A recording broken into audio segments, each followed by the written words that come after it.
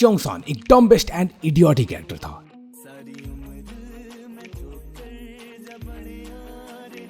ऐसा मैंने कई लोग बिलीव करते हैं एंड इनफैक्ट गुइनाम के उसे चेस करने के पीछे भी उसकी खुद की गलती थी। You remember the scene, principal room में गुइनाम जाता है एंड प्रिंसिपल अपनी कीज देकर उसे कार लाने को कहते हैं, लेकिन गुइनाम नाइफ लेकर प्रिंसिपल को मारने लगता है, जिसके बाद रूम में चोंगसान एंटर करता है like a god damn saviour and अपने फोन से उसकी रिकॉर्डिंग शुरू कर देता है। यहाँ से ही चोंगसान वर्सेस गुइनाम का एंगल शुरू होता है एंड गुइनाम चोंगसान को मारने के लिए हाथ धोकर पीछे पड़ जाता है। तो यहाँ हमने देखा कि रूम में जो हो रहा था वो ऐसे ही खत्म हो सकता था, बट चोंगसान के इंटरफेयर करने से गुइनाम ने उसको अपना दुश्मन बना लिया। सो वॉज चोंगसान राइट और वॉज ही रियली डम?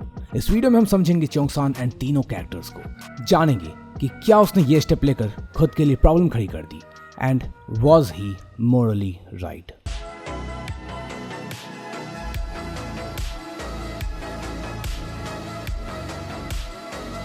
सो to figure out was he right, हमें थोड़ा सिचुएशन को टॉप एंगल व्यू से एनालाइज करना होगा एंड यहाँ जो तीनों कैरेक्टर्स मौजूद थे उनके बिहेवियर्स एंड एक्शंस को ऑब्जर्व करना होगा। लेकिन उससे पहले तुम जल्दी से अपना ओपिनियन कमेंट करो ताकि मैं जान सकूं that what you think about your favourite character Cheongsan. Now if you carefully notice तो all of us are dead में जो जॉनस वायरस फैलता उन सबके पीछे रिस्पॉन्सिबल इनडायरेक्टली कहूं तो गुइनाम एंड उसकी बुली गैंग थी। अगर उन्होंने ली ब्योंग चान के बेटे को बुली नहीं किया होता तो उसे अपने बेटे को कोई ऐसा केमिकल इंजेक्ट करने की नीड नहीं पड़ती जिससे वो अपने डर पर काबू पाकर बुली से लड़ सकता। ली ब्योंग चान वाज बेसिकली डिवोस्टेटेड बिकॉज वो चाहता था उसका बेटा बुलिस को कन्फ्रंट करे एंड उससे फाइट करे, लेकिन उसका बेटा बुलिस के अगेंस्ट खड़ा होने में कैपेबल नहीं था। इंस्टेड वो रोता हुआ उसके पास आता है एंड इवेंचुअली इस वजह से ली ब्योंग चान वायरस के थ्रू मैटर को अपने कंट्रोल में लेता है। तो ये चीज क्लियर है दैट गुइनाम ही वो कैटलिस्ट है जिससे ये पूरा सिचुएशन वर्स हुआ। But now what about the principal? तो एपिसोड 4 में हमें मालूम पड़ता है कि ली ब्योंग चान ने डायरेक्टली वायरस को अपने बेटे में इंजेक्ट नहीं किया था, बल्कि उससे पहले उसने स्कूल में गुइनाम एंड उनके बुली गैंग की कंप्लेन की थी। But principal was morally corrupt. Yes, I am mentioning morally corrupt क्योंकि उसके लिए सिर्फ स्कूल मैटर करता था। देखो, ली ब्योंग चान के प्रिंसिपल को कंप्लेंट करने पर प्रिंसिपल का ये कहना था कि अभी स्कूल की इवैल्यूएशन होने वाली है, मतलब कि स्कूल की कहीं ना कहीं रैंकिंग होगी, so it won't be right to drag this case. And instead उसने ये कहकर बात टाल दी कि बच्चे हैं एक दूसरे को तंग करते रहते हैं, मतलब there was something seriously wrong with principal. And इसके अलावा जब ली ब्योंग चान ने पुलिस बुलाई भी तो भी प्रिंसिपल ने मैटर को सप्रेस कर दिया और स्कूल रेपुटेशन को पहले रखा। अब हो सकता है तुम बोलो कि एज अ प्रिंसिपल उसका जॉब स्कूल की रेपुटेशन सही रखना है, तो वो गलत कैसे है? वो भी तो अपने पॉइंट ऑफ व्यू से सही है। तो देखो, हाँ तुम सही हो, principal, directors and school authority के लिए school is the priority, but to figure out कि वो मॉरली सही है या नहीं, वी हैव टू एनालाइज कि अगर उसके बेटे को भी गुइनाम की गैंग ने ऐसे ही बुली किया होता तो भी क्या उसका सेम रिस्पॉन्स होता? I don't think so and I think you will also agree to this.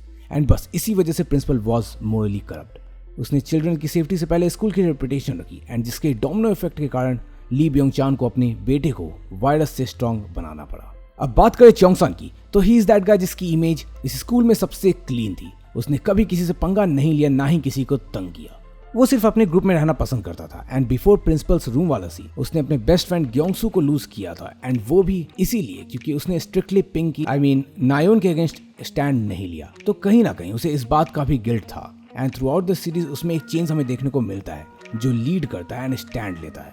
सो हमने तीनों ही कैरेक्टर के बिहेवियर को एनालाइज कर लिया। Now cut to the principal's room. Zombie से फाइट करके गुइनाम आराम कर रहा होता है। उसे उठाकर प्रिंसिपल उनकी गाड़ी कैंपस में लाने को बोलता है, जिस पर गुइनाम बड़ा ही कैजुअली मना कर देता है। एंड यहाँ हमें प्रिंसिपल की एक और बात पता चलती है कि जब गुइनाम ने लास्ट ईयर अपने फादर की कार से किसी को ठोक दिया था तो उस वक्त भी प्रिंसिपल ने कवर अप करने में गुइनाम का साथ दिया। मतलब प्रिंसिपल बहुत ही ज्यादा करप्ट है। बस गुइनाम के मना करते ही प्रिंसिपल फ्रस्ट्रेशन में वहां बड़ा चाकू उठा लेता है जिसे गुइनाम छीन लेता है और प्रिंसिपल गुइनाम को बाहर जाने बोलता है, लेकिन गुइनाम प्रिंसिपल को साथ चलकर शील्ड की तरह रहने बोलता है। एंड यहाँ प्रिंसिपल डरकर अटैक करने के लिए फ्लावर वॉश उठा लेता है। एंड बस गुइनाम अपना मोटिव क्लियर करता है कि if this is a game then he would be happy अगर उसे प्रिंसिपल की जान भी लेनी पड़े।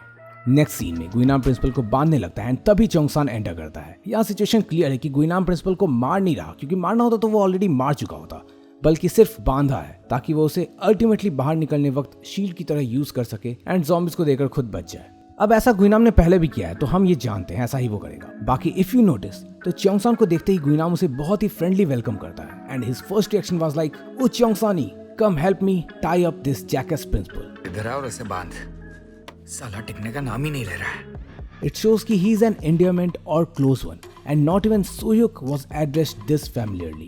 मतलब कि कहीं ना कहीं दोनों की बॉन्डिंग तो है जो कि गुइनाम के साइड से साफ दिख रही है। और बाकी जहाँ तक बात है प्रिंसिपल को बांधने की, तो उस वक्त भी वो इसका हेल्प इसीलिए ले रहा है क्योंकि वो कहीं ना कहीं उस पर ट्रस्ट करता है। बाकी I know zombie warriors, you guys will also agree that this principal is really a jackass. लेकिन चोंगसा इंटरफेयर करता है, प्रिंसिपल को अनटाई करने बोलता है, जिसे देख गुइनाम भी रुक जाता है एंड सिचुएशन डी एस्केलेट होने ही लगती है। गुइनाम बताता है कि ये प्रिंसिपल के लायक नहीं है क्योंकि ये गुइनाम को ज़ॉम्बी के बीच जाकर कार लाने के लिए बोल रहा था एंड पहले प्रिंसिपल ने ही नाइफ पिक किया था टू थ्रेटन गुइनाम। तो although Gwinam is a bully but यहाँ ही इज राइट एंड वो अपने नाइफ प्रिंसिपल पर पॉइंट करता है to show his frustration and anger.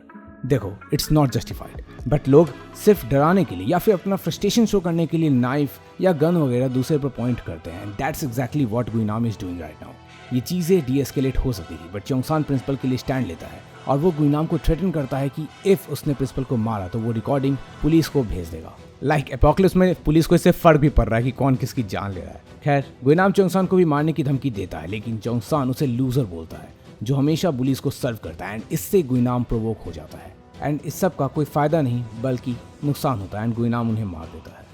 इससे जो टेंशन गुइनाम एंड प्रिंसिपल के बीच थी वो चोंगसान पर शिफ्ट हो जाती है। अब चोंगसान से वो फोन मांगता है बट चोंगसान उसे नहीं देता, like it is an evidence and दोनों का चेज सीन शुरू हो जाता है। तो देखो I think probably what Cheongsan did was not the smartest move and उसकी एंड गुइनाम की कन्फ्लिक्ट को अवॉइड किया जा सकता था क्योंकि एज वी सॉ जिस तरह से गुइनाम ने चोंगसान को ग्रीट किया था इट सिग्निफाइज कि they share a good bond.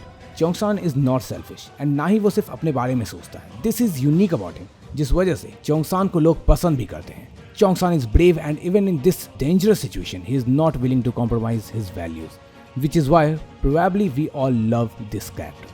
Like see Cheongsan चाहता तो he could have just run and give Gwinam his phone but नहीं, वो उसे पुलिस की धमकी देता है डिस्पाइट नोइंग कि एपोकलिप्स में पुलिस का कुछ भी करना इज आउट ऑफ क्वेश्चन। तो I would say Cheongsan was indeed right, he wasn't dumb और idiot but he followed his heart and उसने किसी के लिए स्टैंड लिया। अब तुम कहोगे क्या जरूरी है किसी के मैटर में जाने का, तो I know why you say so and it is what 90% people will do in today's world. लेकिन just think by not interfering and taking stand in the right time for the right person you are letting evil do their things. अगर तुम रोकोगे नहीं तो violence and इस तरह की चीजें take over करेंगी। So it's important for people to take stand for the good, जो कि आज के वक्त में शायद ही कोई करता है। तो सर्टेनली ही वॉज राइट लेकिन the execution was wrong. So now you may ask about the right step to follow in this situation. To remember, ऐसा कोई राइट प्रोसीजर नहीं होता है और ये at the right time he handle किया जा सकता है। लेकिन whenever we deals with terrorist और psychopath, बिल्कुल जैसा गुइनाम है यहाँ पर, we try to project us as their friends. यहाँ पर गुइनाम के साथ ये करना और भी इजी था क्योंकि गुइनाम उसे अपना दोस्त मानता था। ये उसके बात करने के तरीके से ही पता लगता है। इसके बाद चोंगसान नेगोशिएट करने की कोशिश करता, लाइक नाइफ उससे लेकर दूर फेंक सकता था या फिर अपने पास रख सकता था एंड गुइनाम का भरोसा जीतकर प्रिंसिपल को बांधकर कमरे में लॉक कर सकता था एंड बाद में वो उसे बचा लेता।